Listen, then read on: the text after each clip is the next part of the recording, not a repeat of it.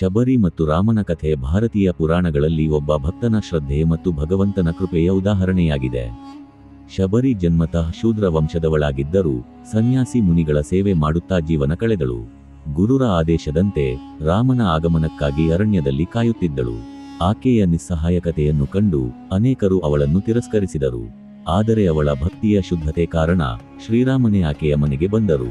ಆನಂದಭರಿತಳಾದ ಶಬರಿ ರಾಮನಿಗೆ ಆತಿಥ್ಯ ನೀಡಲು ತೋಳುದೊಣೆಯಲ್ಲಿ ಇಟ್ಟಿದ್ದ ತೋತಾಪುರಿ ಹಣ್ಣನ್ನು ಕೊಟ್ಟಳು.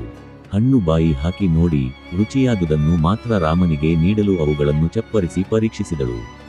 ಶಬರಿಯ ಪ್ರೀತಿ ಮತ್ತು ಭಕ್ತಿಯನ್ನರಿತು ರಾಮನು ಆ ಹಣ್ಣುಗಳನ್ನು ಹರ್ಷದಿಂದ ಸ್ವೀಕರಿಸಿದರು. ಶಬರಿಯ ಅಹಂಕಾರರಹಿತ ಭಕ್ತಿ ಹಾಗೂ ಶುದ್ಧ ಹೃದಯವನ್ನು ಕಾಣುವ ರಾಮನು ಆಕೆಗೆ ಮೋಕ್ಷದ ಮಾರ್ಗವನ್ನು ತೋರಿಸಿದರು. ಆಕೆ ರಾಮನ ಅನುಗ್ರಹದಿಂದ ಪರಮಗತಿ ಹೊಂದಿದಳು.